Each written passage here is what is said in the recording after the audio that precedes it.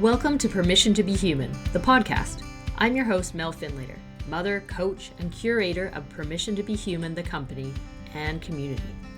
If you're a mom, know a mom, or want to be a mom, and you crave getting out in the world to make a difference, then you're in the right place. This is a space for moms like you to connect with yourself, your purpose, and your big, audacious dreams. Because when you feel your best, you can better you, your family, and the wider world. Let's do this. Today we have the honor of speaking to Corrina Gordon-Barnes, and I loved this conversation because it's really bringing the dream back to the family. You know, so often on this podcast we're talking about this big audacious dream and it's outside of our house. And Corrina's big audacious dream was to be a mom and to have a family, and all the challenges that threw her. She really had to work for it. So this is such a beautiful story. Just a heads up that there is some speak of stillbirth in this episode, so please get yourself somewhere safe if you're okay listening to that. Here's her bio. Corrina Gordon-Barnes is an executive coach with 18 years of coaching experience. Creating a family with her wife was her biggest dream. They're deep in the trenches of parenting with a 2-year-old and a 4-year-old, and they're always honor their first son, who was stillborn. With her coaching, she wants to resolve tricky relationship dynamics, especially the should I stay or should I leave dilemma. So welcome to Corrina and enjoy. Okay, hi Corrina. Hi Mel, great to be with you. It's so good to have you here. We were just saying in our little hello before this that it has been quite a while. I think we maybe chatted 3-ish years ago, but life has had quite a lot in it since then. And we lived near each other in England when I was there for 14 years, which is crazy to me, but so welcome. I'm so excited to on a personal level just get to chat with you. Yes. But to also share you with the world, because you have such amazing stories, both in your personal life, work life, and in all that you're doing. So welcome. Thank you. And I love that you've moved, because I can come visit now rather than when people are local, you see them. When they're far away, you can go visit them. So that's Totally. That's Yeah, the win. we actually have a suite, just saying. Perfect. Yeah, totally. Excellent. Well, so we always start with the question of who are you? Who's Corrina? I'm 45. I just turned 45. I did a 5K on my 45th birthday, and I entered that new age category. Kind of felt significant, like, yes, now I'm in the I like that. 40s. Yeah, I'm going to interrupt you because because I think it's really funny. I also did a 5K on my 41st birthday that I just had last weekend. It was like a foam run style one with obstacles and stuff, but it was a 5K. Yeah. Oh, wow. Okay. No, there were no obstacles apart from my 4-year-old son did the first 100 meters and last 100 meters with me. Amazing. So it was that trade-off of like, oh, I would like to beat my personal best, but how sweet that he's going to run with me. Yeah. So that's the next thing I am. I'm a mum. I'm a mum of a 4-year-old and a 2-year-old, a boy and a girl, and we also have a son who was stillborn prior to our 4-year-old. So we have 3 children. I am a wife. I have been with my wife for 20 years, which I don't think I'm old enough for that, but obviously I am.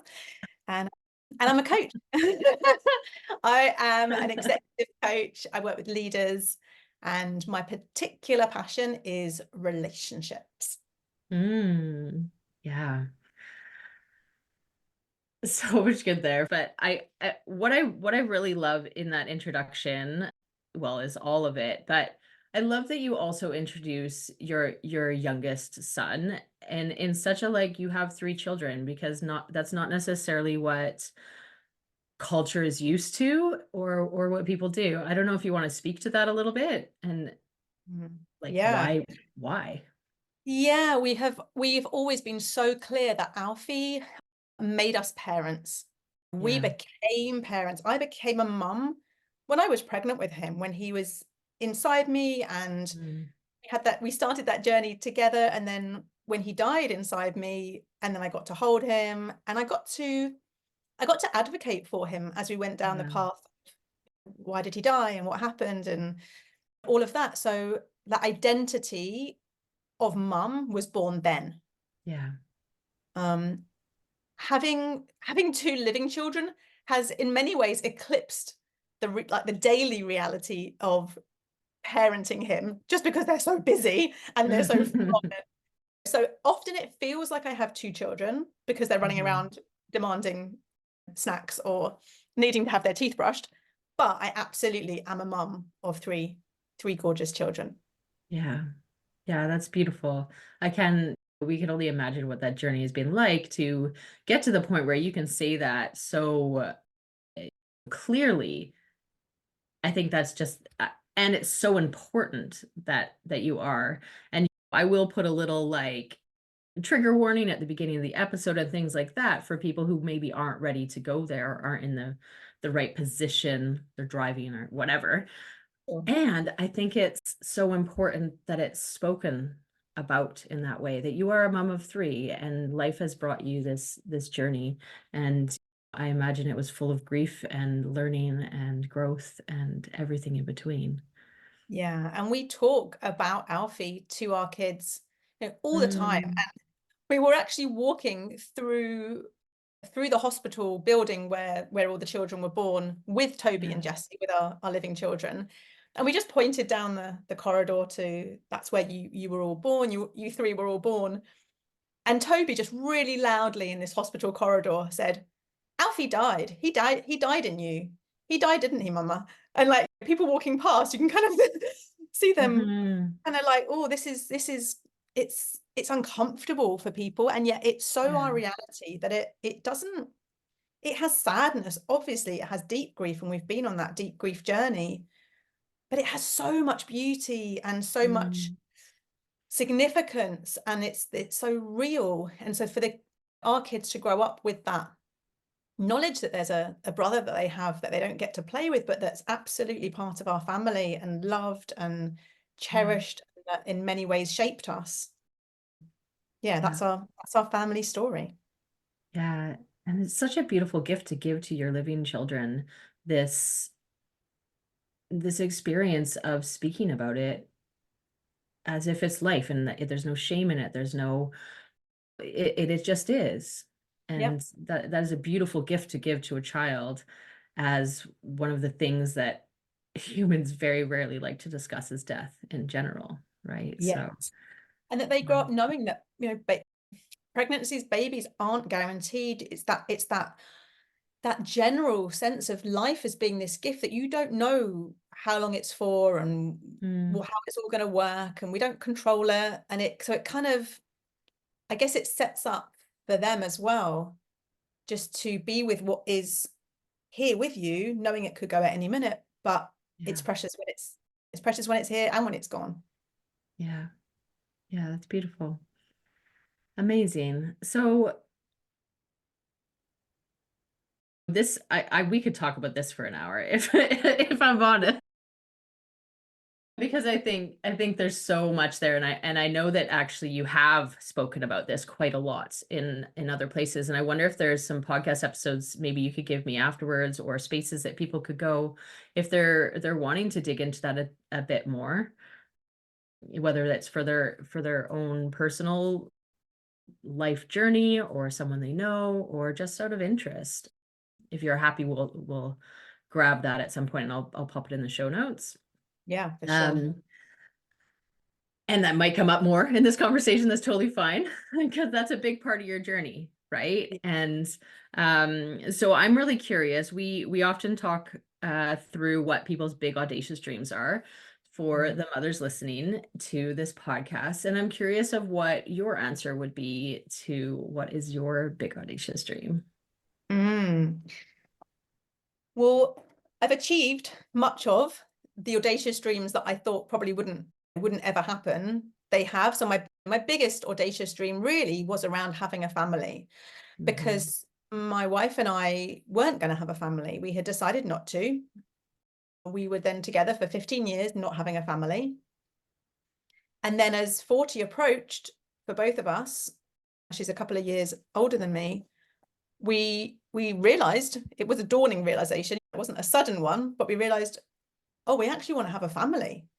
And so our age was against us, being two women, obviously logistically a little more challenging. Mm-hmm. And the really audacious way that we wanted to do it was we wanted to have us both be biologically mothers.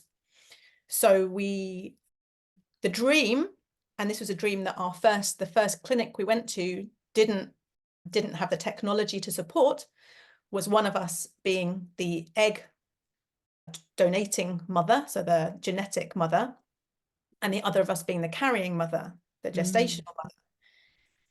And so we had this dream, we had this vision of that. And yeah, our local clinic just said, no, we can't do that for various reasons. And I remember so distinctly, there was this moment I was actually we have a walk-in wardrobe, which sounds really grand, but it's not. It's just a small room that's our wardrobe. And I remember just kind of getting the news that we couldn't do it that way, and kind of crumpling to the floor and crying and just being like, but that's how we do it. That I was so crystal clear that was the dream. I couldn't believe it wouldn't happen like that. And it wasn't like in the stages of grief, that kind of denial phase. It wasn't that. It was like, no, but this dream is going to happen. And so I was kind of crumpling in like, this is not how, no, but that's not what's happening in my head, is not what's happening outside there. So we did find a clinic that could do this. And then, so that's the way we've done it. So we have made our children, they look like mini Sams, but they were carried by me, and they've been breastfed by me. And we've both really had our bodies poured into making these children. Wow. And yeah, there are a lot of kind of funny stories that go with that, in terms of, I don't know, strangers say, oh, they're really tall, because they are really tall for their age. And I say, oh yeah, my wife's grandfather was really tall. That's where they get it from. And they look at me and they're like, you can see them thinking, no, that's not how it works, right? Have her genes, you carried, but it's like, no, we did that. That is what we did. So yeah. That is amazing that you were so persistent that this is the dream and this is the way we want to make it happen, and we're going to ask as many people as we need to find the right place for that. And I can imagine, as someone who has had IVF myself and then had a natural non-IVF baby as well, I can kind of see, and I've had a C-section and natural birth, so I can see how both of your bodies will have been affected by this, right? Like the IVF journey and all the drugs and all the things, and as well as the actual carrying of a baby and birthing a baby. That's, you're definitely both part of that process. And it's kind of both beautiful and horrifying that you've both had to go through it.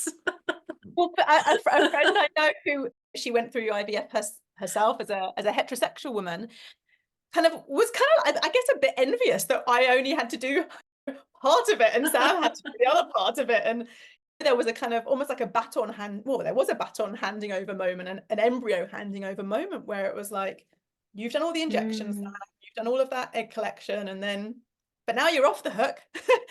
And now I'm on the hook. And then I went on that journey too. And there was another strand of this, which might be interesting for your listeners, is that I really, really wanted to keep breastfeeding Toby through the process of then transferring the embryo that would become Jessie. And I knew that our clinic had a very, very hard line, that no, you cannot do that. You cannot conceive while breastfeeding during IVF. And again, it was that deep knowing in me, like this is a dream that feels true to me. Like it feels like it will come true, that is how I want to do it. And so even when everyone's saying no, it's like there's a side door somewhere. If you've got that really strong dream, I feel like there's a side door somewhere. And I discovered a Facebook group, actually, which was something like, I don't know, breastfeeding through IVF or something like that. And went on this group and really got the science and the the data and people's real life experiences. And I was able then to go back to our clinic in a very respectful, informed way, show them what I'd found, argue our case. And by some kind of miracle, they okayed it. And we went ahead. I know for a lot of people, they kind of hide. They kind of decide that the only option is to lie to the clinic. And I was so grateful that I didn't have to do that, that it could be very much in the open. And so I breastfed Toby through the conception process with Jessie in the first chunk of time of being pregnant with Jessie, which again was a dream. It was a dream come true. Yeah. Because I wasn't that's beautiful. I wasn't ready to stop that, and I was ready to have my next child. Yeah. And you listened to that intuition that you had, that this is the way, like, I really want to make this work, right? Yeah. And it will work. And you're right, it did work, right? Yes. And maybe it doesn't for everybody, but it's Right.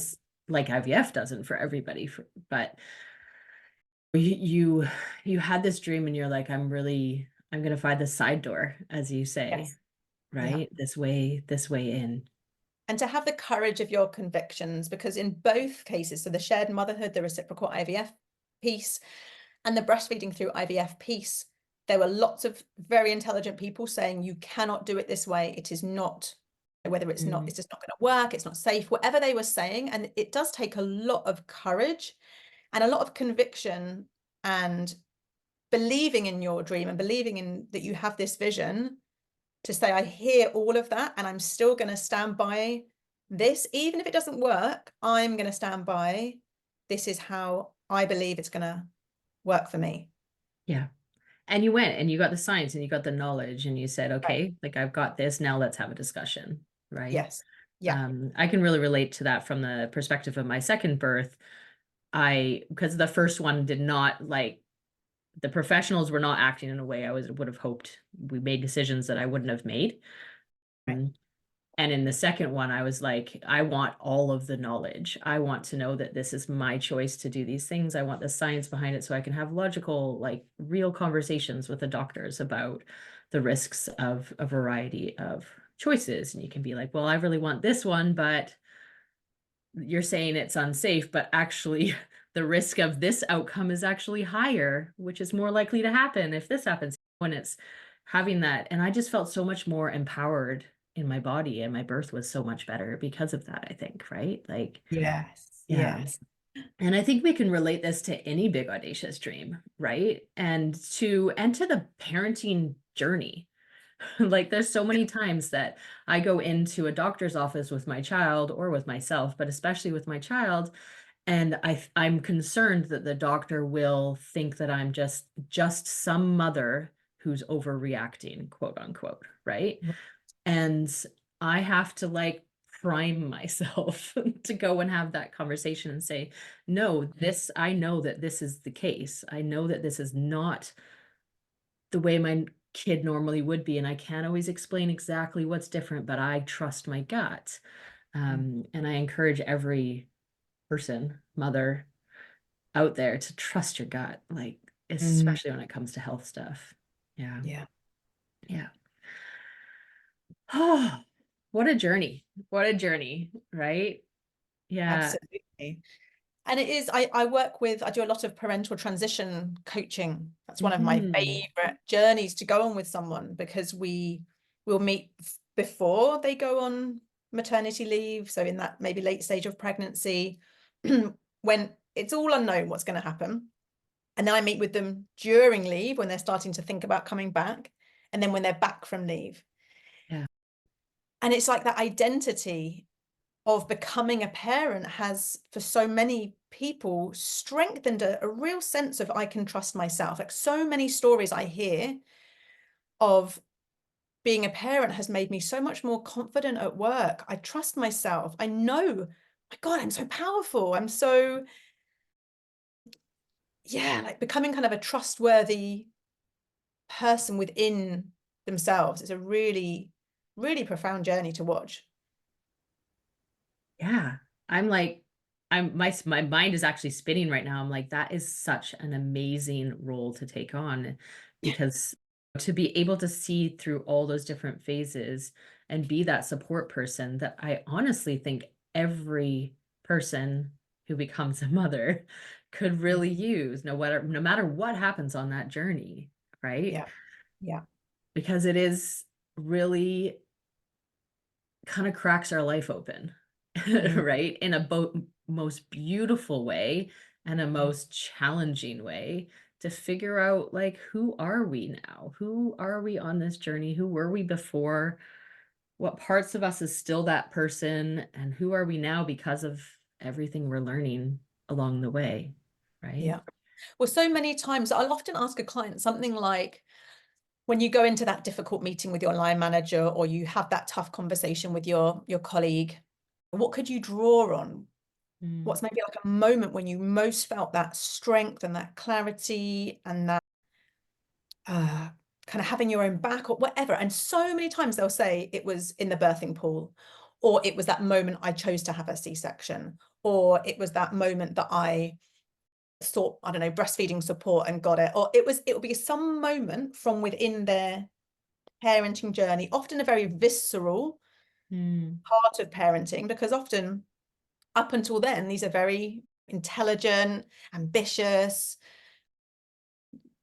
women and men that I'm working with, but they'll have been living from their very, very clever brain all this time. And there's something about that, the journey into parenting that has gone, right, let's go right down to your feet and your uterus or your pelvis or some part of your body where you've got wisdom, and you've now got that strength now that lives in you, and you can access that by remembering that moment of somewhere on the parenting journey. Yeah, I really love that. And sometimes we need someone else to help us bring that out. Like, I imagine there's some moms out there going, yeah, I feel something, like, I don't know what that is. Yeah. And like, I don't know when it was. And I wonder what you would say to them. Like, how would you help them connect to that moment if they're sitting there going, I want to be that person? Well, often there'll be like a moment, like a scene. I've got a really clear one from a client where it was that moment where they spoke with a midwife on the phone and they said, no, I'm coming in now. Like, this baby is coming now, even though the midwife was like, no, you've got ages, you've got hours. She was like, I'm actually coming in now. This baby's arriving, and he arrived in the next hour or whatever it was. Like, there'll be a scene somewhere in there. There'll be a moment, a scene, and it might take some drawing out with coaching or talking with a friend, but that one moment where you had that, you touched into that power that you can then draw on for any other situation. You only need one. I need one moment for that.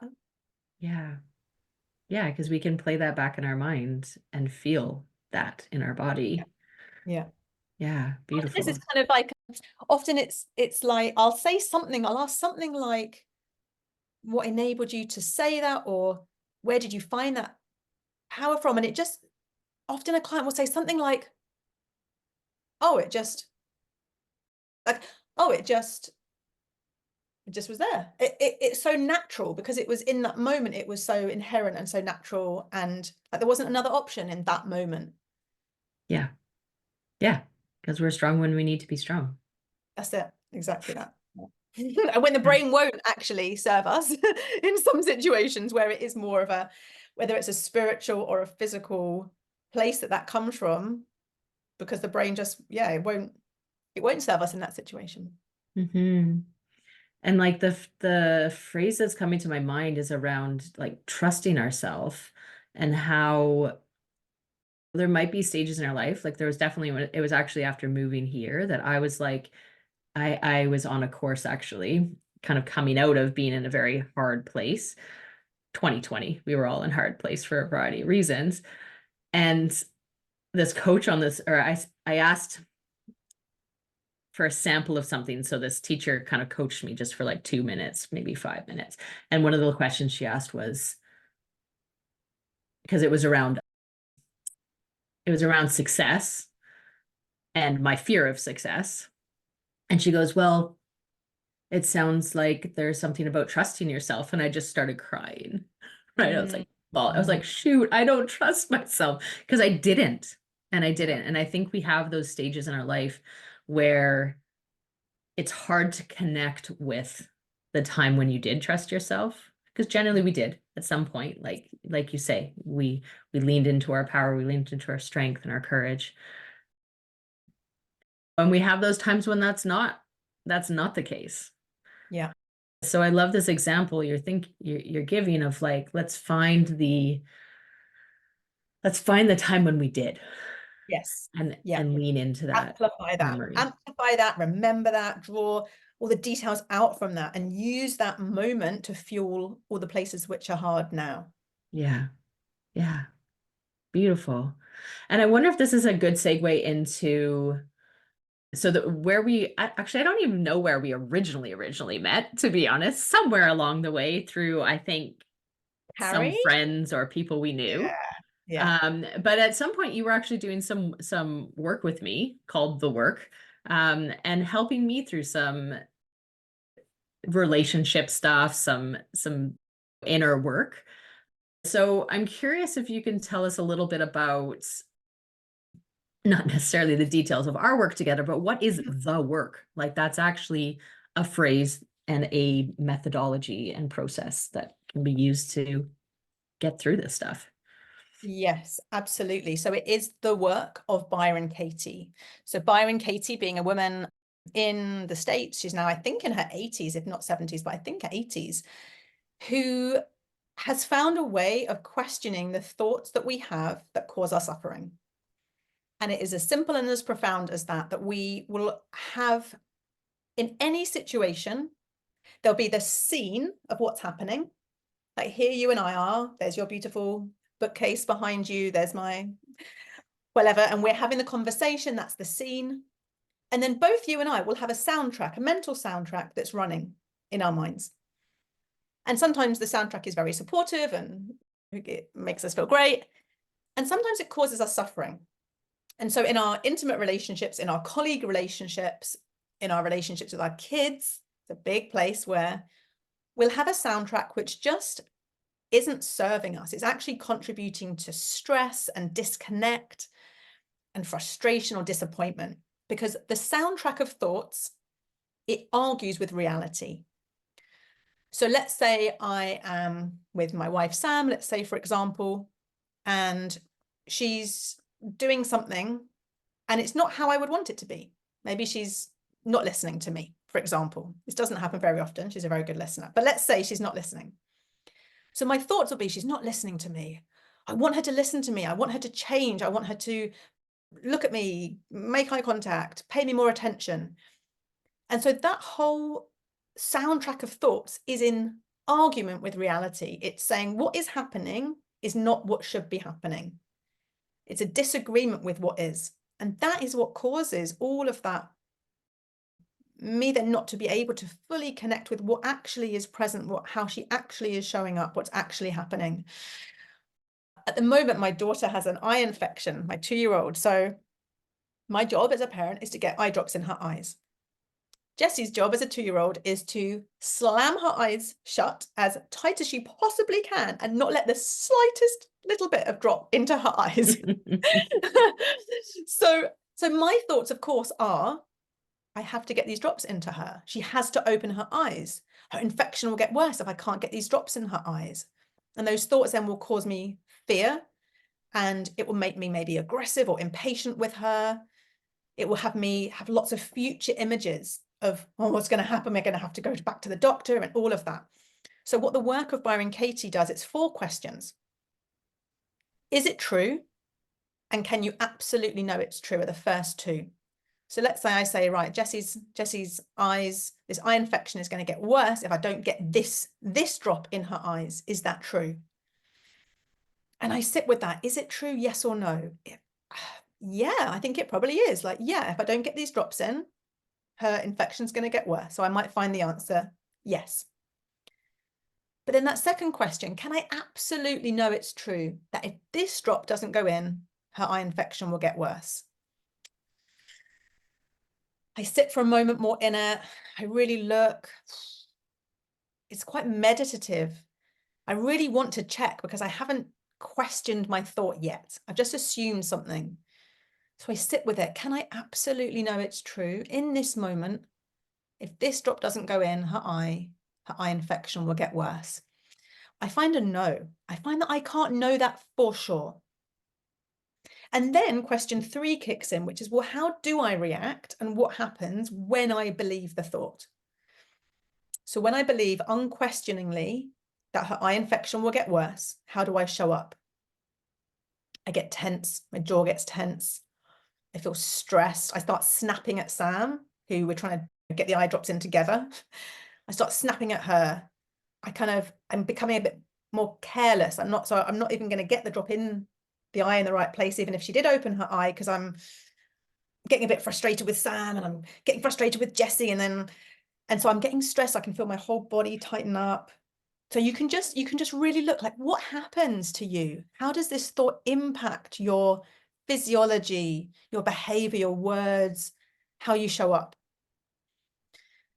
And then once you've seen that, you've seen the cost of this thought, you can then go to question 4, which is, who would you be without it? If you were just free of that thought.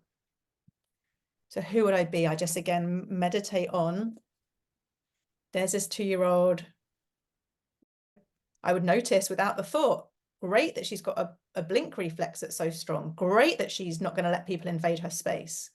I mean, how well that will serve her in life, right? If she's not just compliant to people trying to do things to her body that she doesn't want to happen to her body. Who else would I be without the thought? I would be really in a team with Sam, like negotiating with her, like, shall I hold her, you drop, or you want to hold her, I drop. Everything's calmer, my body's relaxed. Maybe then my physiology would have an impact on her, on Jessie's physiology, on Sam's physiology. The whole thing would just de-escalate. I'd feel more spacious. Yeah, I could see, like, it's almost like it's an option to get the drop in now, and if this particular one doesn't hit, maybe the next one will, and the stress is gone.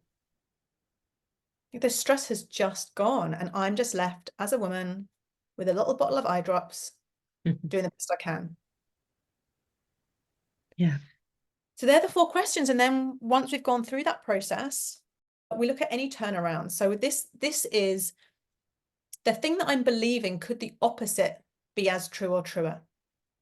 So my thought was, her infection will get worse. Could it be true that actually her infection won't get worse, that that's not what's going to happen? And I can look for evidence of that in the situation. So yeah, that in a very quick nutshell is the work. And you can use it for absolutely anything. You can use it for the death of someone you love. You can use it for a really annoying colleague at work. You can use it for the mailman who does something you don't like. Anything you can use it for. I love that. And I actually really like that example that you used, because I think we can all relate very well to something that we really want our kids to do, and they're like, nope, that ain't happening. And it becomes this power struggle. And essentially what you just did is release the power struggle. It's no longer a part of the situation. Now, does she just go and open her eye as soon as you walk to her? I'm guessing not. Guessing not. And who knows what will happen the next time? We're doing it 4 times a day, right? So yeah. So who knows what maybe tonight's dose, as you say, without the power, who knows? We don't. One of Byron Katie's things she says is the don't know mind. It's the mind that just doesn't know what's going to happen next. Even if someone has been behaving XYZ up until this very moment, I don't know what's going to happen the next moment. I have no idea. I can think I know, but I don't actually know. So it gives you that freedom of the past. Everything's a blank slate. Every moment is a blank slate moment. And then I can be surprised by what occurs. Maybe then I can get really creative. Like, oh, I noticed that every time she resists me, she always rolls her head to that side. So, hey, maybe I don't know, maybe I can just think creatively. Like, maybe I then roll the drop onto the lid and it just rolls over when she rolls that way. Who knows? But I can think clearly without the thought in the way. Yeah. And you can start to think of like, so I imagine this has happened to everyone listening to you do that. We're thinking of our own situation, of Yes. something that has happened or will happen or we anticipate happening, and working through that as you did the questions. So I Good. related very closely so my son is terrified of needles. So any vaccines that we decide might need to happen, he's like, no. And I'm also a very strong believer in body autonomy. So I'm Right. like battling Right. these two beliefs all the Yeah. time. So it Yeah. was really fascinating to listen to you do that process and go, okay, actually, there's some work I can do there to be okay with the fact that, you know what, we might walk away from that appointment without that time. Right. Yeah. And they're going to roll their eyes at me. And hey, Yeah. that's Yeah. okay. Right. Yeah.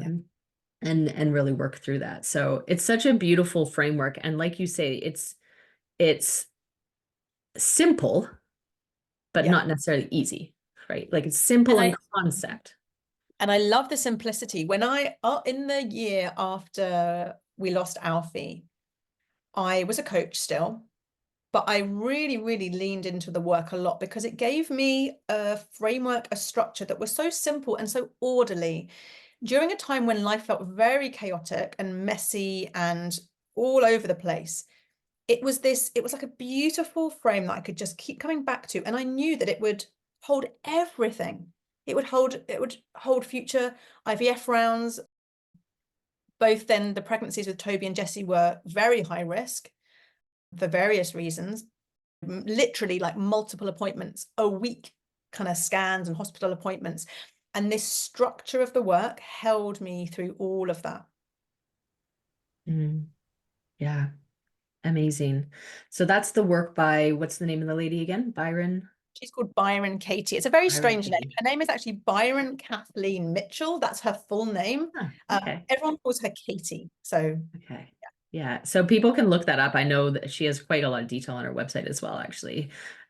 So do that. So as we start to kind of tie up our conversation, I am curious, what would you give as a tip to any of the moms listening who are in the midst of motherhood, in the midst of figuring themselves out within that, and adding these big audacious dreams on top?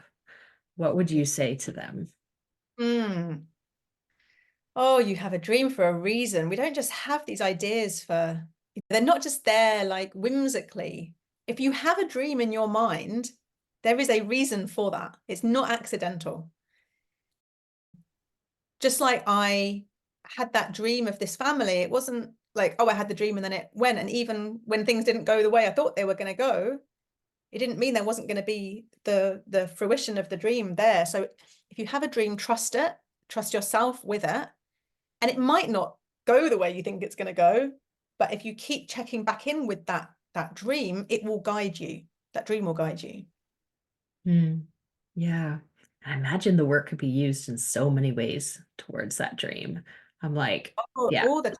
Like I would be sat in, do you know, I remember when I was first pregnant with Alfie, and I sat down with a piece of paper, my pen, which is always the way you start doing the work. You just write down your thoughts. And I wrote down, I need this embryo to stick. I think we hadn't even done the pregnancy test yet. We'd had the embryo implanted. We were waiting the 12 days. And I wrote down, I need this embryo to stick. And I was like, wow, that is a question. That is a thought to be questioned. I don't know Mm, that that's the best thing for me to do. I've followed my dream and I've taken the steps, but I don't know that that's what I need to happen. And wow, I'm already controlling my future child. I'm already telling my child what it needs to do. Like, let me just write down any thought. And I had this with the subsequent pregnancies being high risk. I would sit in an appointment and hear, I don't know, that the preeclampsia was there, and I think, I don't know that this isn't the right thing to be happening. I don't know that this baby was meant to go to term. I don't know that. It's just that don't know mind that the work keeps pointing me back to through all the roller coaster of life. I yeah. don't know what is meant to be happening for the best for me. But Yeah. life And who knows what is good and bad, right? That Who knows? is, Who knows? who I'll knows? just do the next step, and I'll just trust that whatever is happening is then what's meant to be happening. Yeah. Beautiful. Amazing. Thank you so much for joining us today. If anybody's intrigued by anything you've talked about and wants to check you out, get in touch, do some coaching, whatever it is they want to do, where would they find you? So if you go to my website, CorrinaGordonBarnes.com, so spelt, that is CORRINA, which is the Bob Dylan way. My parents were hippies. Gordon Barnes, GORDON, Barnes, BARNES.com. You can go there. There's not a lot on that website at the moment. I used to do loads of blogs and videos. I don't so much now, but there's a contact form. So you can contact me that way. And really on social media, LinkedIn would be the place. Again, don't post much there, but I'm there and I love connecting. For anyone who is an Enneagram fan within your community, my instinct, so we have instincts within the Enneagram model, is one-to-one. So I just love the one-to-one connection. So yeah, drop me a message, even if you just want to say, hey, I liked what you said here, or I have a question about whatever.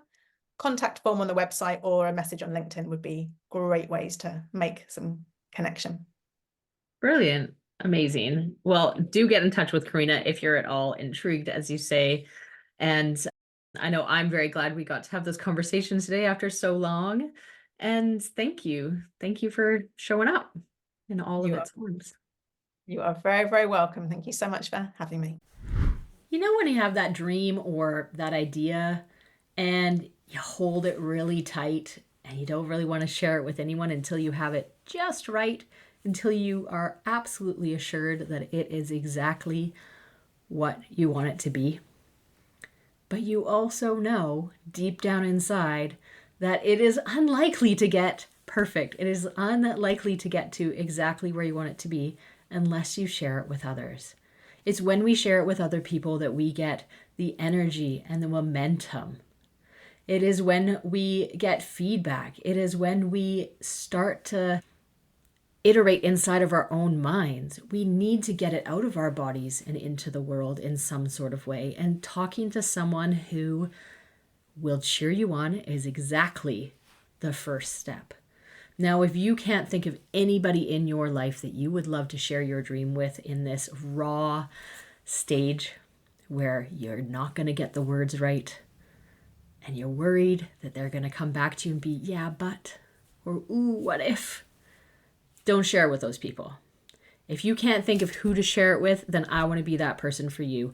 Totally complimentary. I am launching the Dream Haven, and it is a simple message back and forth concept where you tell me your dream and I cheer you on and tell you exactly how amazing I think it is. I can be that safe space for you and your dreams to grow into whatever they're going to grow. It's totally complimentary. It remains your dream, not mine. And I would absolutely love and be honored by being that person who gets to hear it first. So head on over to permissiontobehuman.ca/the-dream-haven and let's get this going, because your dream deserves to be out there in the world. It could be a project, it could be a business, it could be the change that you really want to see in the world, it could be an adventure that you really want to go on. You got this. Let's hear about it. Again, all you have to do is head on over to permissiontobehuman.ca/the-dream-haven and put your details in, and you'll get a video personalized back from me inviting you to take our next step. That is it, folks. This has been Mel Findlater on Permission to Be Human, the podcast, and I am so glad that you have joined us here today and hope that you have taken away some tidbits that will help you go away, connect with your big audacious dream, and make that massive impact in the world that you are dying to make. If you liked today's episode, please, please, please like it, share it. Think of one person that you think would also like it and send it on over to them. Let's get this out there and more moms feeling like themselves, inspired, dreaming big and out there being them.